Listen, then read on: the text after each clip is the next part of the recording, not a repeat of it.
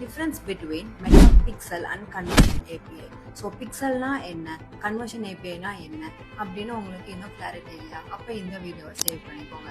So pixel and conversion API இது ரெண்டுமே ஒரு ட்ராக்கிங் டூல் தான். நம்மளோட பிஸ்னஸை மெஷர் பண்ணி ஆப்டிமைஸ் பண்ணுறதுக்கு நம்மளுக்கு ஹெல்ப் பண்ணும். மெட்டா பிக்சல் அப்படிங்கிறது வெப்சைட் ஈவெண்ட்ஸை ட்ராக் பண்ணுறது, அதுவே கன்வர்ஷன் ஏபிஐ அப்படிங்கிறது சர்வரோட இன்ஃபர்மேஷனை ட்ராக் பண்ணி மெட்டா பிளாட்ஃபார்ம் கூட கொண்டு வரது கன்வர்ஷன் ஏபிஐ.